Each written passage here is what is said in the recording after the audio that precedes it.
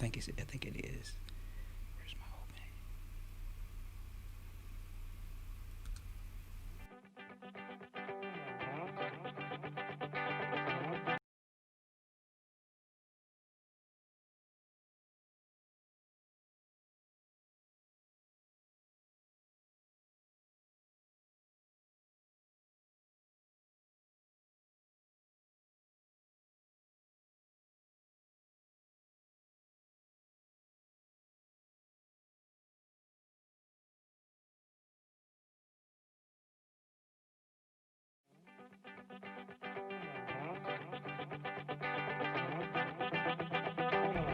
You are listening to Conscious Fever, hosted by Carl Price.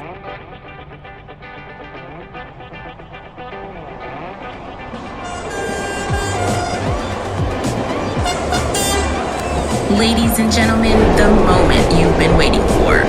So listen responsibly.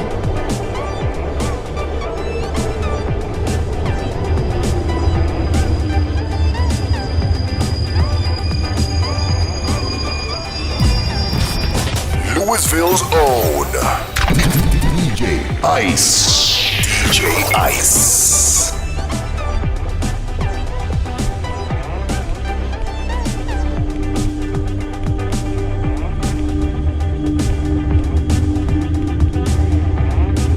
You are listening to Conscious Fever, hosted by Carl Price.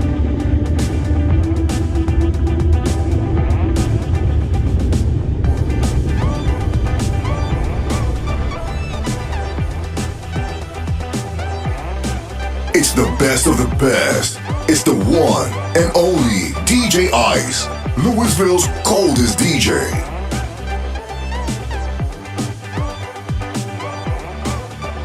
Ladies and gentlemen, the moment you've been waiting for. So listen responsibly.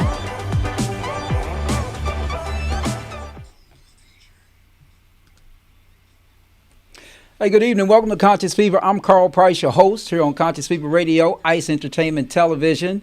My apologies for the brief delay.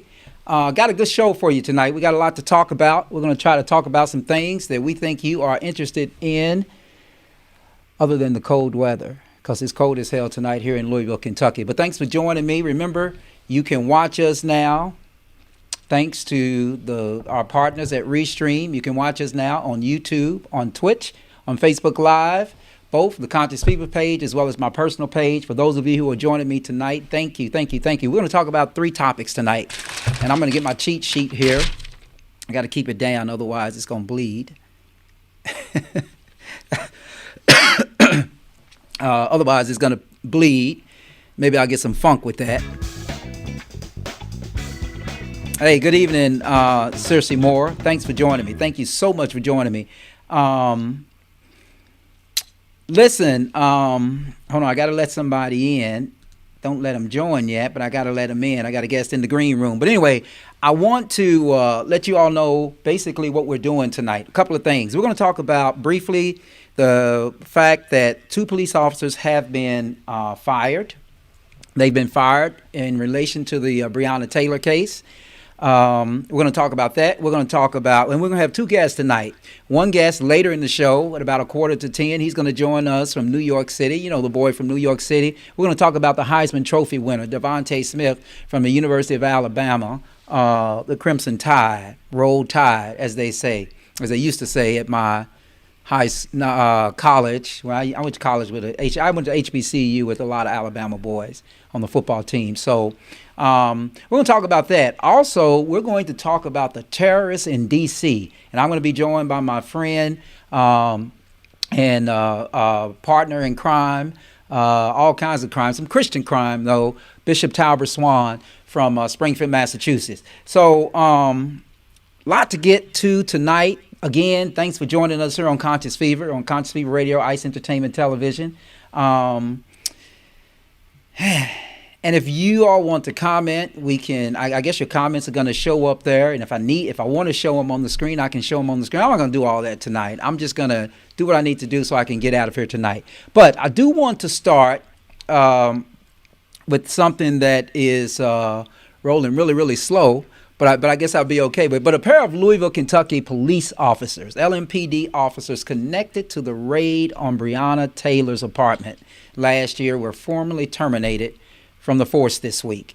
And we've got a clip that we want to show you, from that. But the termination letters were signed by the interim police chief, Yvette Gentry.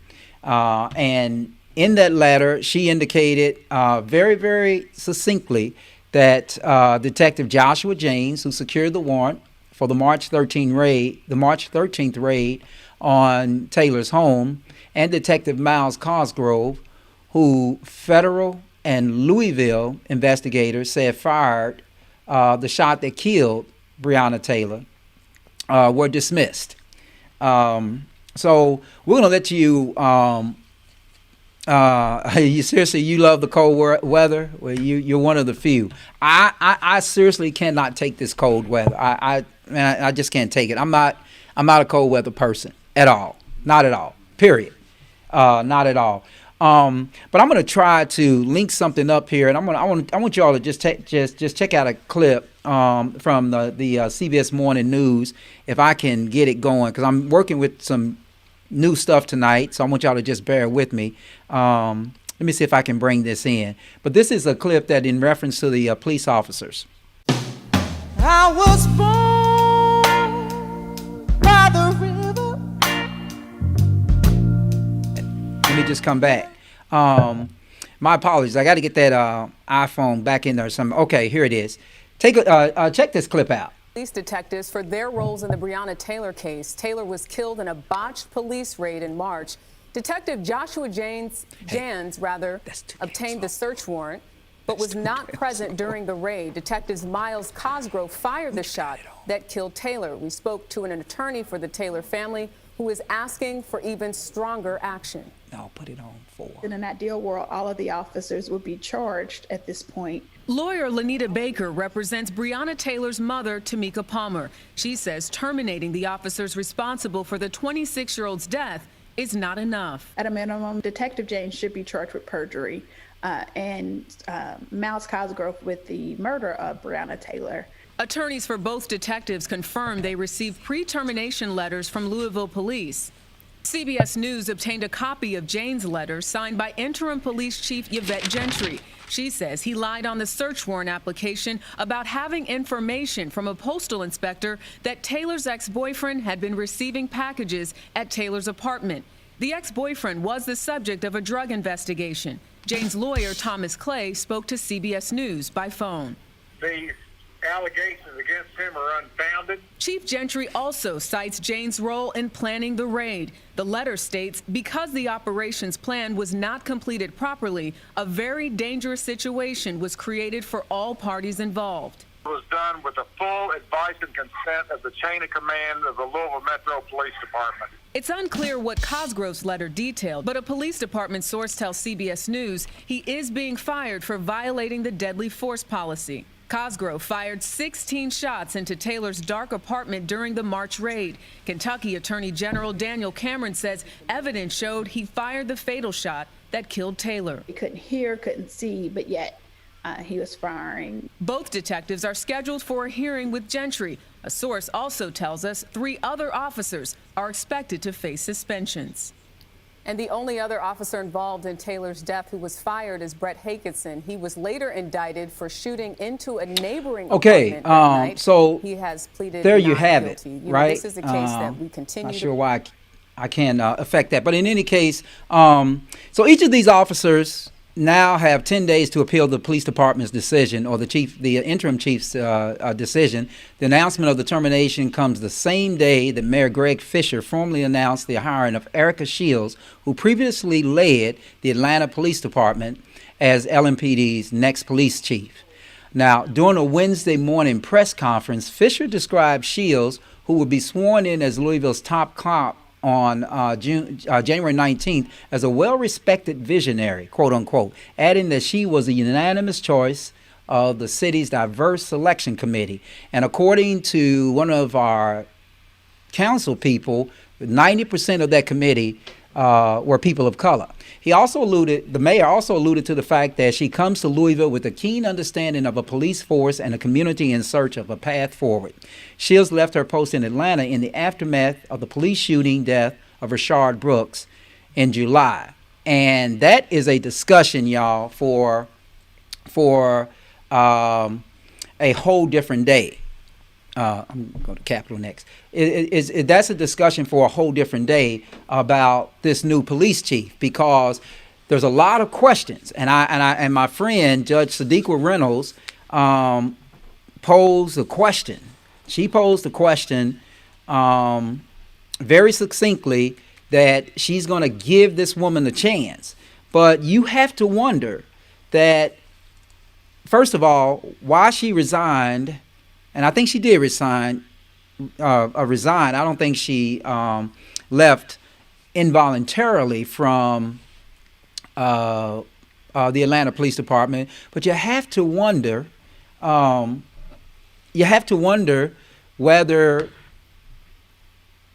Well, you have to really wonder the reasoning behind this committee bringing her to Louisville.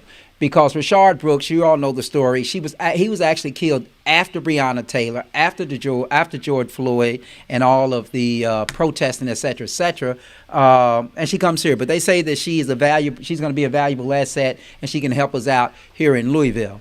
Very, very interesting. But in any case, so more to come on this story, because I think I'm going to give Erica Shields a chance, and I hope you all will too. But it's going to be interesting to see. Right, seriously, I agree. She resigned. Why? I don't know why she resigned. Alvin Brown says the investigation was sabotaged by Cameron. He was the chief of. Oh, okay, I got you, Alvin. Alvin's always a step or two behind us, right? We got to get him and Dr. Kia Pruitt back on the show, and we can bring you in virtually. But listen, y'all, we're gonna go to something else. I got a guest sitting in my green room, and he's been patiently waiting. So and he's a very, very busy man. His name is Talbert Swan. Talbert Swan is the president of the Springfield, Massachusetts NAACP, and he's going to share with us some his insights, because he always has some really, really good insights. And you're going to see his social media that you can check out at the end of this clip we're about to play. But this next segment that I want to talk about, we're going to call it Thugs and Terrorists Who Storm the Capitol. Now, many of you may or may not know that a Capitol Hill police officer who was assaulted in that rioting by the violent protesters, who were loyal to President Trump, has died. A source familiar with the matter told that to NPR earlier today. The Department of Justice is opening now a federal murder case into the death of the officer. More than 50 criminal cases are being opened against others who engaged in violence during this so-called breach of the United States Capitol. The pro-Trump extremists attacked, this was crazy. They attacked police with metal pipes, discharged chemical irritants, and took up other weapons against other officers, according to the Capitol Police. Also today, in a call with reporters, the acting U.S. Attorney for the District of Columbia, Michael Sherwin, didn't have full details yet, but didn't rule out charges of rioting, insurrection, and seditious conspiracy. 40 local cases have been filed with the D.C. Superior Court concerning entry to the Capitol, assault, and possession of a firearm.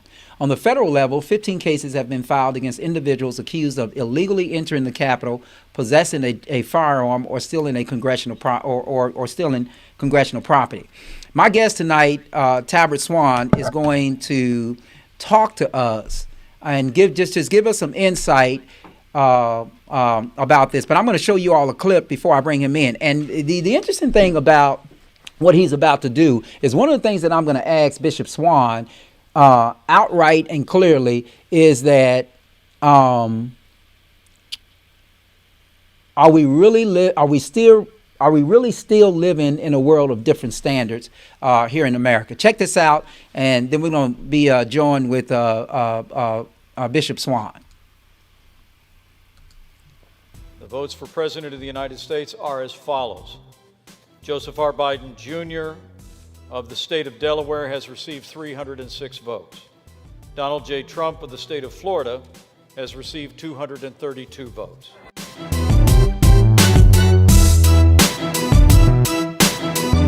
Now, I've traveled the world with Joe. I hoped he lost. I prayed he would lose. He won. He's the legitimate president of the United States.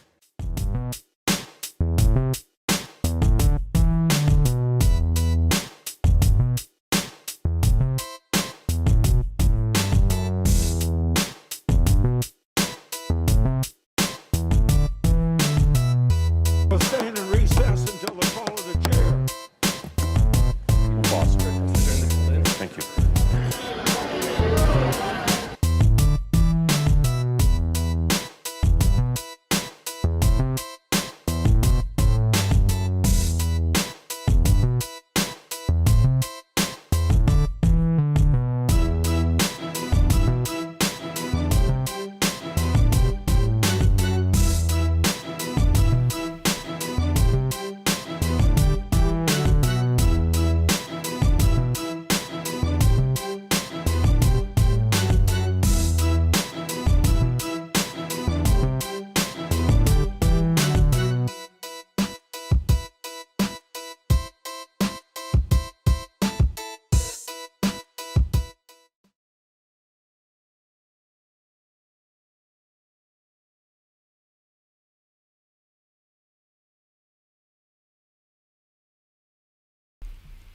All right, so you see my guest there. My guest is Talbert Swan. I'm going to bring him here in real quick. I don't know which way I'm going to bring him. Okay, there we go. And I'm going to come over just a little bit.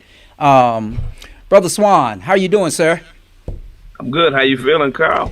Oh, man, I am feeling well. Man, thank you so much. Thank you so much for joining us tonight.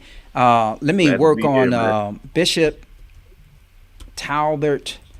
Man, I know that you have something to add to us tonight, on this matter.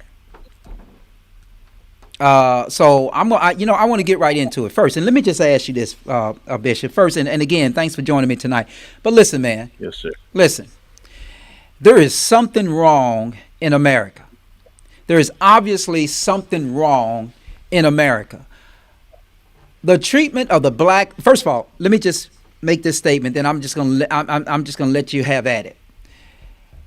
The back in the summer, with the Black Lives Matter protesters, not rioters, protesters. Right. The feds, while Donald Trump brought a Bible that he's never read out in front of a church, assembled in that short period of time 5,000 troops for those protesters. For these rioters, they pretended to be totally unaware of what the hell was going on. Now, mind you, that they knew well in advance that this was going to happen. They knew these people love the hell out of the Second Amendment and won't go anywhere without their firearm, and they knew they were angry. What the hell is going on? Bishop Swan, welcome to the show, man. Well, thank you, man. Glad to be here. Thank you for having me. As you said, there's no way they should have been as unprepared as they were on yesterday.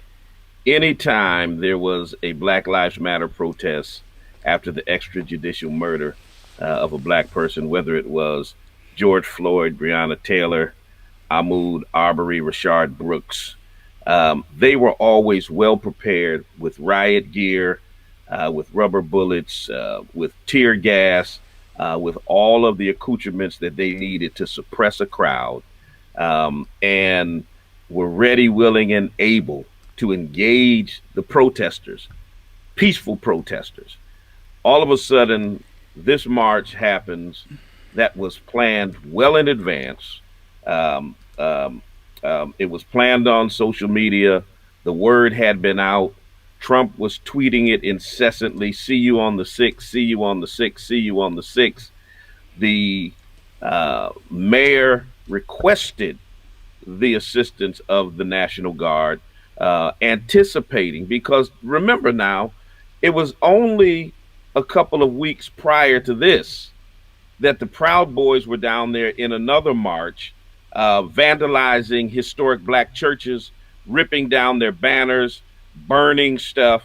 So they knew what the potential of what could happen in this particular action, especially given the fact that Trump was going to address this crowd and that he had continually stoked their anger by spreading the lie that the election was stolen from him and that they needed to move into action. And then on top of that, his sons, other legislators were using irresponsible, incendiary language. Representative Louis Gohmert, who's a former judge, was saying that the only way they were going to get justice was to take it to the streets. So they were talking about civil war. They were talking about violence. They were talking about taking it by force.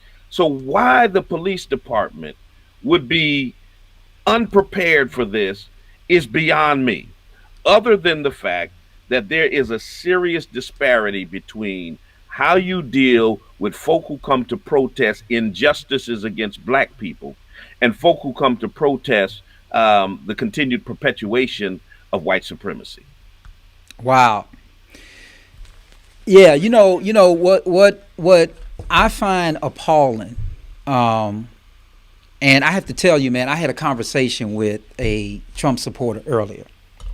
Awesome lawyer, used to play college basketball at the University of Louisville. I have a great deal of respect for him. White male. But I asked him a question, and I thought that it was, a fair question. Here's the question I asked him, Bishop. The question I asked him was, let me turn my headphones down. The question I asked him was, well, let me phrase it this way. He asked me, he said, how in the hell that they didn't know? He said, what went wrong? I said, man, let me tell you what went wrong. I said, if you really want to know the reason that they were not prepared, I said, it's psychological and it's black and white. Okay? Okay, because generally among law enforcement, particularly white law enforcement, and I'll talk about D.C. with a black mayor and a black chief in just a second, but because I don't know, Bishop, if this is about law enforcement or if it's really black and white. I think it's more black and white than it is just law enforcement, but I think it's a mixture of both. And so Absolutely. You have a situation where generally law enforcement don't see white people as threats. And therein lies your problems. You have 5,000 people for protesters, although Laura Ingraham on Fox News doesn't agree that we should call the Black Lives Matter anyone a part of the Black Lives Matter movement, protesters, but legitimately nonviolent protesters. 5,000 troops. Yet, for these people that you knew were coming, you have nobody. And I saw police running. Bishop, I saw some stuff. Well, let me just tell you what I was thinking. One of the things I was thinking as I was watching this play out was that, wait a minute, a black man in Atlanta ran from the police and got shot in the back. Mm-hmm. A black man in Kenosha, Wisconsin just walked to get into his SUV with his kids. Mm-hmm. No threat, got shot. I see people at the Capitol swinging at the police, engaging them in combat. I mean, they chased a brother up the steps. Nobody, now we know somebody got shot. We know there was an Air Force veteran that got shot, and God rest her soul, and we're going to keep her family in prayer. But Bishop, I'm going to say this because I know you can't say it. She shouldn't have had her ass there. She was a Trump supporter. I can agree with it. She was there. Yeah. And she was trying to break down a door. And she was a part of the breach. What do you think about Rudy Giuliani's comment? Well, Rudy Giuliani is an unhinged sociopath. And so I really don't engage him or take anything that he says seriously. This is the same guy who who the night of the insurrection called to leave a message with Senator Tuberville, left it on the wrong voicemail, was asking him to make sure that he objects to every state so they could drag out the certification process until today, as long as possible. So this guy is out of touch. He's a rabid racist, and anything he says means absolutely nothing. But to your point about what was happening with the police, you also saw a police officer open a barricade and let the anarchists, the terrorists, because those are the names I'm going to use for them, the rioters, let them in. You saw another video. I posted it to my social media. The FBI put out a tweet that if you know anybody who was responsible for inciting the violence yesterday, we're trying to identify them. So they solicited the help. Immediately, I listed the names of Donald Trump, Ted Cruz, and a whole host of other ones. But I also attached a video of a police officer who literally ran toward the barricade and started motioning for the rioters to come in. So there were Capitol police officers who were in cahoots with these folks, which is why it was so easy for them to get in. There's another video out where once they're inside the Capitol, there's a Capitol police officer taking selfies. I saw that. With the rioters. I saw that. In what world would the police be letting black folk in, be taking selfies with black folk, be motioning and telling them to come in, would they stand there and allow them, as you noted, to swing on them, push them, shove them? I mean, they would have had to order body bags by the dozens if there were black people. One thing Joe Scarborough said this morning on Morning Joe that I completely agree with. He said if they were black, they would have gotten shot in the face. If they were Muslim, they would have got sniped from buildings. But because they were white and they were Trump supporters, nothing happened to these folk, which is indicative of the time that we live in, and it tells you the mentality of law enforcement. To your other point, I think it's a combination of the two. See, because I've never been one to think that to dismantle systemic racism, all it takes is to make the staffing of an organization more diverse. That if you put black faces in white spaces, then all of a sudden it means that somehow racism has disappeared, dissipated, or died down. No, if the system is racist, if the system creates disparate results for black and brown people, you can put as many black and brown people on staff and give them a check as you want to. It doesn't change the system. So here we are in DC with a black mayor, with a black police chief, and yet the police are just as complicit in assisting, aiding, and abetting this act of terror, anarchy, and sedition as they would if it had been a Ku Klux Klan chief and mayor. Right. Let me ask you this question this particular way before I get to my ultimate question for you, Bishop. I want to talk about Joe Biden. And first, let me be the first to say kudos to all of our friends in Atlanta, Georgia. I'm a registered Democrat. I want to say thank you. We owe you a great deal of gratitude for getting the hell out to vote. It was obvious to me that African Americans got out to vote because I looked at the numbers for Warnock. Awesome. And that's what the power of the vote can do. And that's what Martin Luther King was talking about. So kudos to those in Atlanta. But Joe Biden now comes in the same position that Barack Obama came in his first term. He comes in with the White House, the House of Representatives, and the Senate. Now, as thuggish and as ornery as the Republicans have been, Bishop, I don't want the Democrats to be nice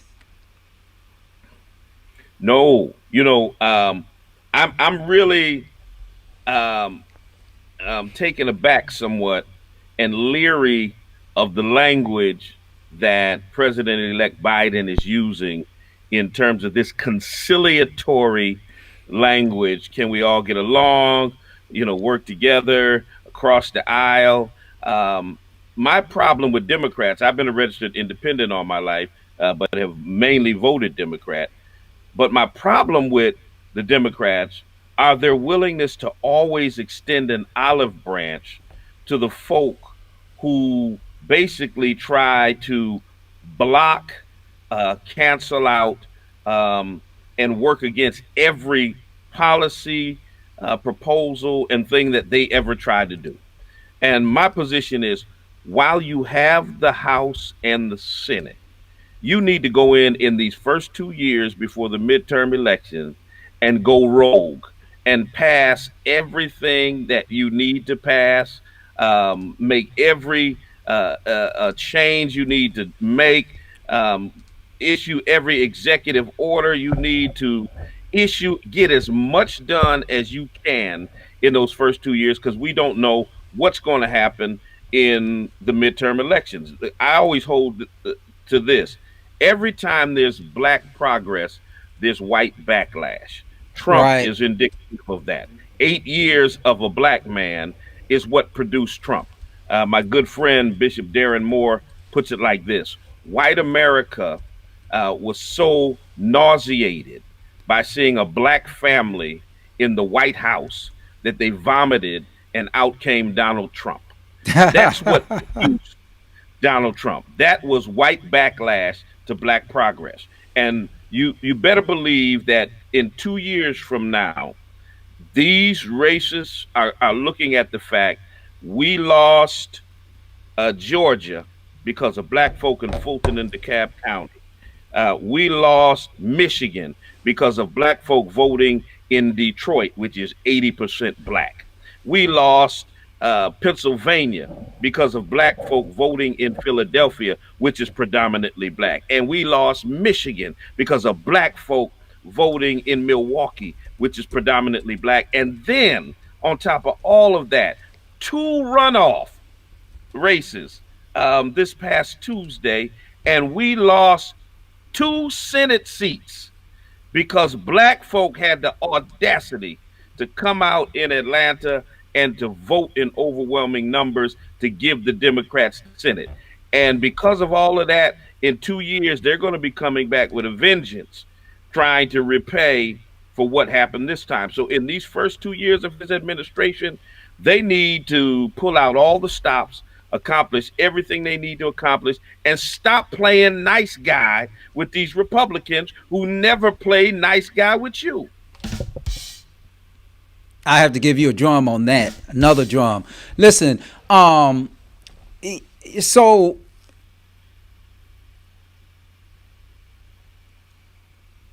I'm going to give you my quick take on what I think they should do really, really quickly, Bishop. They should make D.C. statehood. Okay? I'm not sure about Puerto Rico because I don't know how I don't know what Puerto Rico was saying. A few years ago, the governor of Puerto Rico was not a Democrat. Now I'm just talking just from an angle of how do you really keep hold of this Senate, even though it's minimal. How do you keep hold of that? But D.C. statehood, now's the time. All of the civil rights legislation that has been on hold in the Senate for the last 8 years under Mitch McConnell, they need to move on that. And they need to move on gun control. You know, I'm a gun lover. I own guns. I'm a former prosecutor. Love my guns. But between the massive shootings, which have which thank God have slowed down for a moment, and the black on black crime, between those two, I hate guns. So anyway, I only mention that because I know that there's an opportunity here, and I'm not sure what they're going to do with that opportunity. And I hope hopefully they will move on that opportunity, because I really do believe that Obama's first administration didn't take advantage of the opportunity. The opportunity was there. They just didn't take advantage of it. And I'm hoping that that Biden would actually do that. Last words, Talbot. First of all, if you don't mind, Bishop, can you just give us your social media handles? So because I'm going to tell y'all why I'm asking Bishop to do that, because I follow Bishop. And not only is he entertaining when some of his racist white Christians come at him, but overall, the message and the response that I hear on his channels just simply take me through the weeks. So tell us how people can follow you on social media, Bishop. Absolutely. You can get me on all social media outlets at Talbert Swan, TalbertSwan. I'm on Facebook, Twitter, Instagram, TikTok. I rarely get on Snapchat, but I'm even on there. But all of my social media handles are at Talbert Swan. So go ahead and follow me. I'd love to interact with you. Okay. Great. Let me get that off the screen there. Last words, Bishop, before I let you go, because I know you're a busy man. What's the solution to what we saw in Washington, D.C. this week? Yeah, well, what we saw in D.C. Was an absolute travesty. But it was something that was building up over the last 4 years. Here's my take, and this is when I bring in my Democrat, my liberal, and my progressive friends, and say to them that your apathy helped to create a Donald Trump and everything that came with him. And the reason I say that is because as long as there was a Democrat president, as long as we had a Barack Obama in office, they were completely apathetic to the disparities that existed that affected black and brown people. It's not like police brutality, white supremacy, racism, and anti-black bigotry started when Trump got in office. It's always existed in America. But as long as the political scene was livable for our liberal and progressive friends, they never raised their voices against those injustices that were happening. People have to remember the Black Lives Matter movement was born under a black president. When we had Trayvon Martin was murdered under a black president, Michael Brown, Sandra Bland, Tamir Rice, John Crawford, Walter Scott. We can go on and on. All of this happened while a black man was in the White House, and all of our resistors that we have now were quiet as church mice.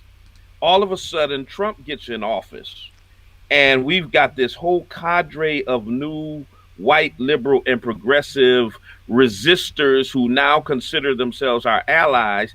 And what I found out is they were more anti-Trump than they were anti-white supremacy or anti-racism or anti-social ills. And so they helped to create, along with the conservative backlash, they helped to create this climate of the last 4 years.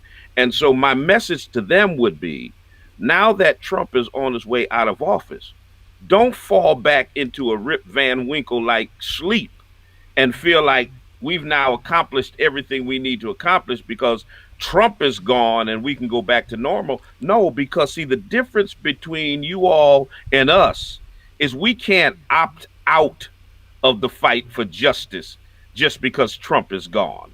It continues for us because of my skin and because of how my people are treated. And you, as our allies or supposed allies, I prefer accomplices because they put skin in the game. You can't just opt out now that you have the political outcome that you were looking for and think that everything is back to normal at this point in time. And so I think that we've got to be vigilant. We've got to hold people to account. We've got to challenge folk. And that means you've got to challenge your conservative, racist family members and friends. You know, your mom and grandmama and them that you sit at Thanksgiving with, your friends, your boyfriend, girlfriend, husband, wife. You've got to be the ones to speak vociferously against racism and to help dismantle it. Yeah, absolutely. Absolutely. Well, Bishop, I appreciate you coming on. I know you're a busy man. You know, we got to have you back, man. Absolutely. I'd love to have you back anytime, man. So, and I don't know if I can disconnect you. Let me get that off the screen because I'm talking to you. Okay, there we go. Yeah, I don't know when we can get you back, but again, seriously, I really, really enjoy what I read. Hold on one second, Bishop. John, no, you're in. Don't worry about it. Just stay put. I got you in my green room. That's my next guest. But in any case, okay. I really, really enjoy what I see you're doing on social media, and keep it up, man. And I'm going to ask my audience here, the few that are here, to give you a round of applause. All right. Anyway, Bishop, thank you so much. Thank you, Carl. Have a wonderful night, you, man. Brother. All right. You take care. Okay. Take care. Okay. That was Bishop Talbert Swan. Wow. He sparked a great deal of comments there. We appreciate it. Oh my God. Donita Trump is back. Oh my God. Don't y'all start. Greg, I see that. Greg, I see that. Did you see that? Don't you start. Don't you start, man. Please don't start. Yeah. Your Democratic voters are so brainwashed. Oh, come on, Vivian. You don't believe that, do you, Vivian? Oh, my God. You got to, Vivian, you're making me think. You're making me think. I like this comment, though. This attack on the Capitol yesterday meet all of the legal language for charging those who actually enter the building with treason. With treason. Okay. Like this one, too. Let me see. If a Morehouse man becomes a U.S. Senator while Howard alum is the vice president. Tammy, I knew you were going to go there. I appreciate that. And both were aided by a Spelman woman. I never want to hear any more talk about HBCUs not preparing you for the real world. Quote from Facebook. Great job, Georgia. Oh, Tammy, that was so well said. Let me get a round of applause for that. Oh, my God. Thank you so much, Tammy. Well said. I mean, it's just like, anyway, I like that. I like that. I really like that. In any case, yeah, you got people laughing and different things like that. Vivian Carter, thank you. Finally, someone who knows what's going on. Thank you, sister. Look, Dr. Pruitt, we're going to get you back on the show. Anyway, I've got somebody in the green room.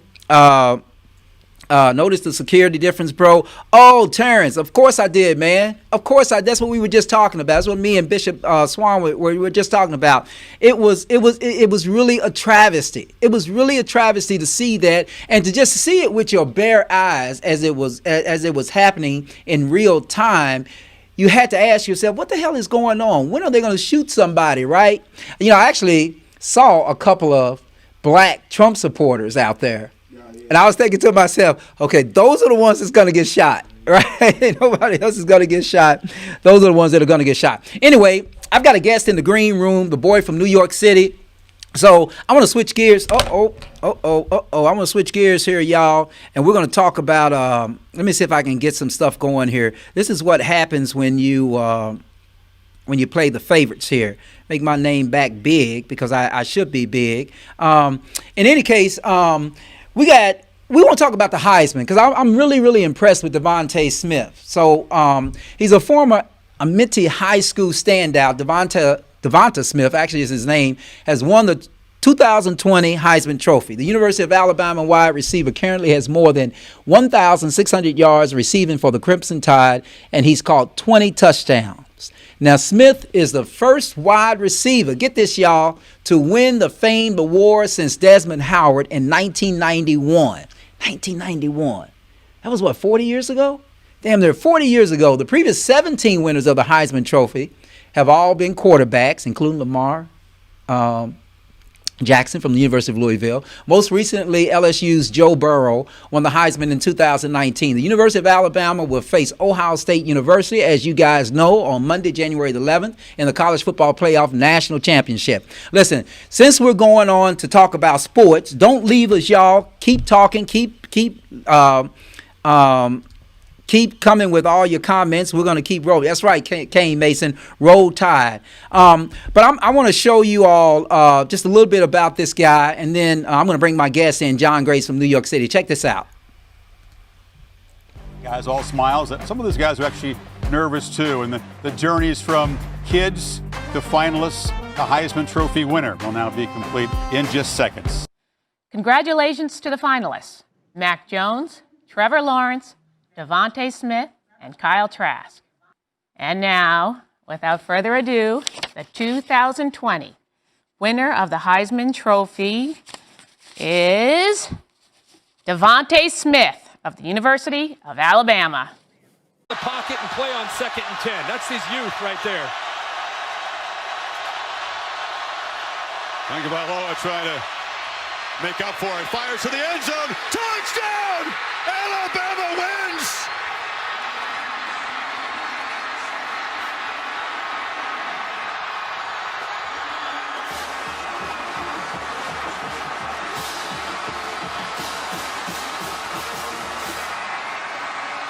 The Crimson Tide will not be denied. True freshman to true freshman. Tagovailoa to Devonta Smith. Alabama breaks Georgia hearts. After all this surreal season, a hug with Matt Jones. A moment's hesitation and disbelief from the front row in a meet. It's incredible, It's isn't all it, about, Chris? as Devonta said, they shared in every step of the journey. They were no doubt a lot more nervous than he was watching this. All right, my man. Actually, I brought you in a little bit sooner. Okay, I did something wrong, didn't I? Yep, I did. Let me correct it, y'all. I'm just getting used to this stuff. Hold on, where's that at? Brought you in at the wrong time. Anyway, I'm going to bring my friend in now. The boy from New York City, John Graves. Let me put that where I need to put it. Mr. Graves, good evening. How are you, sir? I'm okay, man. How are you doing?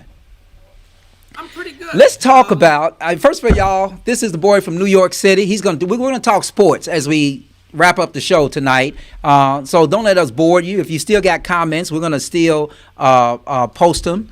Well deserved. I agree with you, Tammy. Tammy, I'm just beside myself. That comment you made, I just love that. A HBCU, I'm sorry, a vice president from Howard, a senator from Morehouse, and a Spelman woman got him there. My. Anyway, well deserved. But anyway, John, I stand corrected. It's been 30 years. 2021 is 30 years since 1991. I actually said 20 years. So talk to us, man. Was Devonta Smith, is that the best football player? Actually, I think, did he get the Paul Hornung Award? I think he got the Paul Hornung Award. I think he was here in Louisville to get the Paul Hornung Award. But John, talk to me, man. What do you is he? You know, there were some damn good quarterbacks. Yeah, it seems to be the quarterback's award, but it actually isn't. I'm glad that a player other than quarterback won. In fact, the first wide receiver to win was Johnny Rodgers from Nebraska in '72. And then, of course, Tim Brown, Notre Dame in 87. Then, as you said, Desmond Howard in 91. So the wide receivers are far in between. And then, of course, you had a couple of running backs here. It's interesting to note that in competition for the Heisman was one of Smith's teammates, the quarterback. A quarterback. Yes. So, and everyone knows about Trevor Lawrence. So, I mean, another quarterback. So let's talk about this, because and before you go, we're going to talk about the game on Monday night. I think it's Monday night, right? Yeah, on Monday night. So Trevor Lawrence and Clemson, man, they got their ass kicked. Yeah, and I think the coach contributed to it by calling Ohio State an 11th ranked team, and I don't think he'll do that ever again. Oh no, I've got an issue here with, I don't know if it's you're talking low, but in any case, man, they got their ass kicked, John. And you know, and in a sense, I liked it. I'm gonna tell you why I liked it, because I don't care too much for Dabo Swinney. Really? Why not? I don't know. I should, because he's an ACC. I mean, it's an ACC team, and so I'm kind of damned if I do, damned if I don't. It would have been great if they had won, because they're ACC. But the fact that they didn't win, that was cool too. Yeah. John, can you turn your volume up? The producer's telling me, see if you can turn your volume up.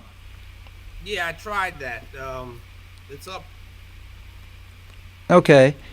Well, we're just trying to, let me see. I don't know if I can get you up any higher. I don't think I can. Okay. Anyway, in any case, let's keep talking. So, for those of you who are watching on all the platforms, Facebook Live, Twitch, YouTube, Twitter, tell me something. Who do y'all think is going to win the national championship? John, who do you think is going to win the national championship, and why? I think Alabama's going to win it. I mean, I'm kind of sick of them winning it, but I think their last year of having some sort of control. Ohio State is good. I mean, the ass whipping they put on Clemson makes them look kind of strong, but I just have a feeling that Alabama's going to win. So. Well, I'm gonna okay, Kane Mason up in Philly. You think it's gonna be Alabama too? Listen, I think Ohio State is gonna get them. You do? And I'm gonna go on record as saying that I think Ohio State is gonna win. Now, obviously, in the Clemson game, Ohio State came with revenge on his shoulder. I mean, we knew that. But for all of y'all who are the members of the Divine Nine out there, I want to let you guys in on a secret. The incoming African-American male coach for Ohio State University is a member of Iota Phi Theta. Go Brown and Gold. Make sure you tell Cheryl that, John. So next year when we're rooting for Ohio State, we're going to be rooting for one of our frat brothers. Yeah, Old State. That's right, Tammy. And I know you're up in Michigan, but yeah, Old State. The brother that's coming in is an Iota, is a member of Iota Phi Theta. But in any case, I think Ohio State is going to get him, John. And the reason I think Ohio State is going to get him, because I think Ohio State is due. I think the time of Michigan and Ohio State, everybody's almost forgotten that, because we've had so much Clemson and Alabama. I think it's Ohio State. I think it's going to be Ohio State. Now, I, because of COVID, don't have any way to wager, because I don't do the Vegas stuff, but I think it's going to be Ohio State.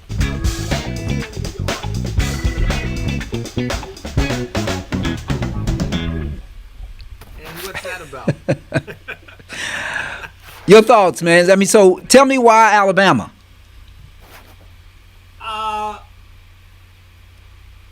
I think they're just poised. Is he really getting low? Coached a little bit better. I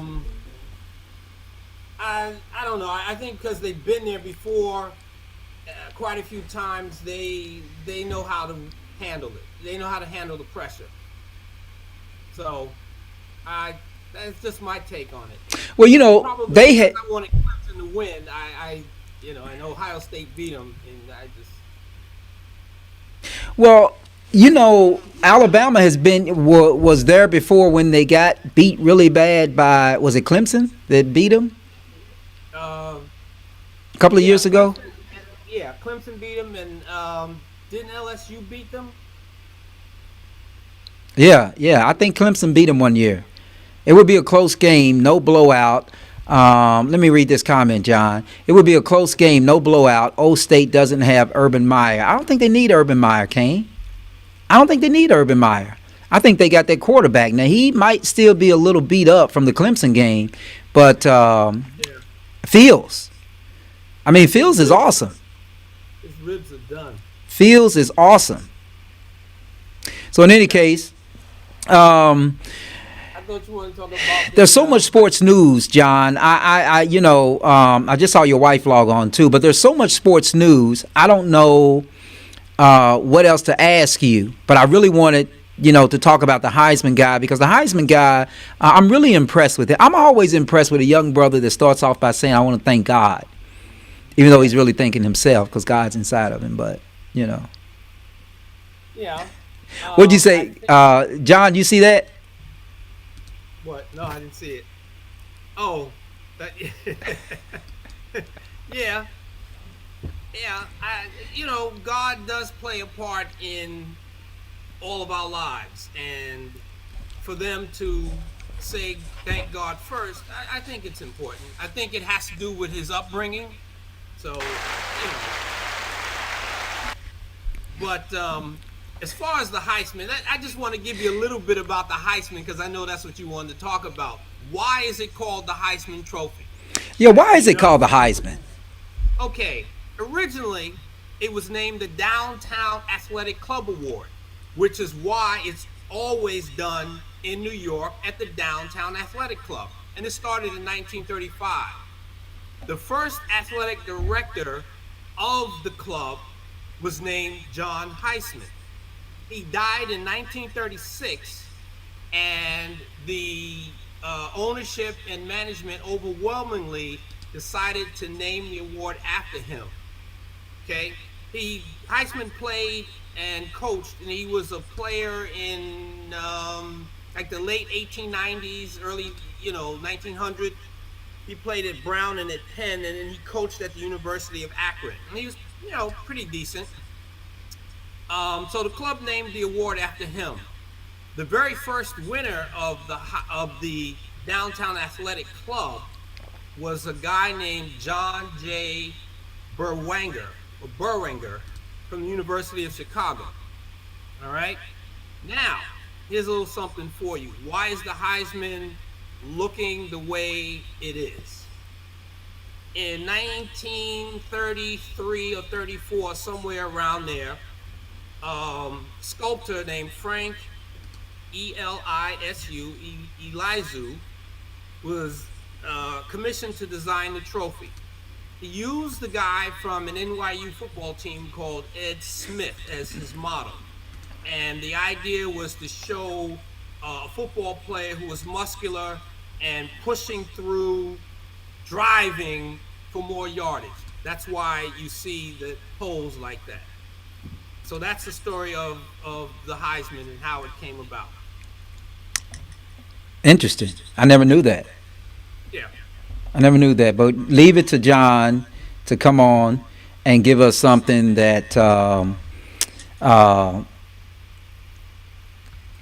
know what I almost said, John? Giving us something that we can feel. But I think that's a song. Is that a Aretha Franklin song? I think so. Yeah. I think so. I see your girl is still talking about Antifa, and tell her we're on sports now. Tell her we're on sports now. But actually, I am posting. I actually turned this up for you, John, and I got to figure out how to turn it back down. But in any case, Alabama plays in the SEC, which is mini NFL. Texas A&M was almost in the college football playoffs as well, another SEC, but they let Notre Dame in. Well, Kane, that's interesting you say that, because the argument was that Ohio State was not supposed to be there. That's correct. Isn't that correct, John? That That is correct, because they didn't play quote unquote enough games due to COVID. They played, I think, 6 games, and everyone else played 8, 9 games. And so there was some talk about not allowing them in the conversation for the playoffs. But money talks, and you know what walks, and Ohio State got in because they thought they would be better for TV. Well, but I am sure that my man, what's his name, Dabo Sweeney, won't make fun of Ohio State being there for the 11 games the next time. No, I don't think Dabo Sweeney will say anything about anyone anymore. So what? Oh, okay. Somebody just commented there. I didn't know if that was somebody you knew, Mr. Graves. I don't know. The face looks familiar. Hey, Cheryl. Yeah. Anyway, Mr. Brown, the running game will decide. Somewhere I turned up here. The running game will decide this game. Najee Harris and the Sermon fellas for OSU are raw runners that can hurdle their man. The runner with over 100 plus yards will win it for their team. I hope so. Well, I think I really do believe that the best team is Ohio State. I know everybody disagrees with me. You're welcome, Anita. I'm gonna leave it alone. I know Dr. Q. Dr. Kia Pruitt always gives us, something we can really feel. So anyway, John, listen, I want to thank you for coming on, man. I have hit the hour mark, so I've got to get out of here. I appreciate you coming on, giving us that insight about. I'm supposed to turn that off. The insight about the Heisman. I think Monday's night game is going to be a game that I usually don't take off to watch, but I'm going to take off to watch because I think it's going to be rugged. I think it's going to be hard hitting. Alabama hits hard, man. And they hit hard. Some big country boys. Yeah, those big grits eating boys. Let's talk about it next week if you want. Yeah, I do. So we'll have. Everybody else would have talked about it by the time we get here on Thursday, but I'm open to that. They won't have the insight that we'll bring. Right. Absolutely. Anyway, John, I'm going to let you go, man. Give it up, everybody on Facebook Live, for John Graves for joining us tonight. Thank you so much, John. Thank you, and Happy New Year, everybody. Yeah, Happy New Year to you, too. And I will see you next week, John. How about that? Okay. All right. That's good. All right. Sounds good. Give Cheryl my love. All right. Conscious Fever, Ice Entertainment Television, Conscious Fever Radio. I'm still looking at some comments here. Remember, the best runners came from Ohio State. Jesse Owens, they will prevail. All right. Tammy, I hear you. Look at that, 30 years ago. Man, we'd already corrected that, Mr. Goodman. I don't know where you come from with that, but we've already corrected that, buddy. Yeah, Happy New Year to you too, Anita. And Dr. Q, happy New Year to you too. Listen, we got to get out of here. We have a new format though, and I've got to tell you all this. I've got to turn this stuff down. Something I turned up is making me hear my voice really, really loud. But in any case, we've got a new format. And I want everybody to remember this format and to follow us on this format. You can not only watch us on Facebook Live. You can watch us on Facebook Live on my personal page. You can watch us on Facebook Live on the Conscious Fever page. You can watch us on Restream. You can watch us on Mixcloud. You can watch us on Twitch. You can watch us on Twitter. And you can watch us on YouTube. All at the same time, because we got it like that here. And I hope you all have enjoyed the show tonight. Of course, thank you. Look at what Circe said. You need a tech, Carl. See you, Carl. Good night. You need a tech. I do need a tech, but I like doing this stuff stuff myself. We're just actually just trying some stuff out. I needed to get back to this window. Can y'all see the traffic out there? I needed to get back to this window. I love doing the show in front of this window. The window looks like it's open, but it's not open because it's cold as hell out there. But I like doing the show by this window, and that's why I wanted to come back to the window. Trevor Small, my friend, thank you. Hey, man, I know that you can tell who's looking at your Facebook page now. You may have noticed that I looked at your Facebook page, and I saw those OK State track pictures. I didn't see my picture, even though I was one of the best sprinters at K-State. Not faster than the boys from the 70s, but I think I was pretty good. Anyway, we're going to get out of here. Listen, guys, thanks for joining us tonight. I'm going to give myself a round of applause, and we're just going to funk our way right out of here. All right? So good night. Happy New Year. We will see you next week. You are listening to Conscious Fever, hosted by Carl Price on 97thebeatfm.com. I was born by the river in a little tent.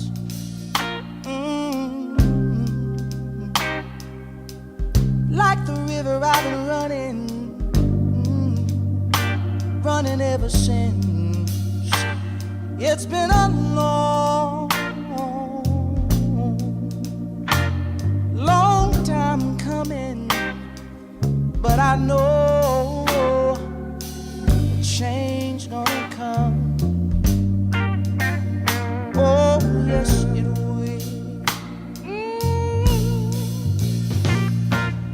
It's been too hard living, but I'm afraid to die. 'Cause I don't know what's up there beyond the sky.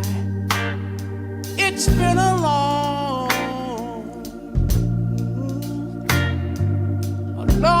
time coming, but I know a change gonna come. Oh, yes, it is.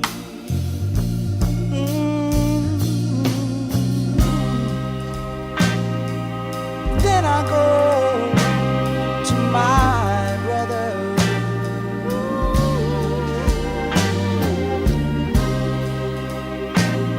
And I say, brother, help me please.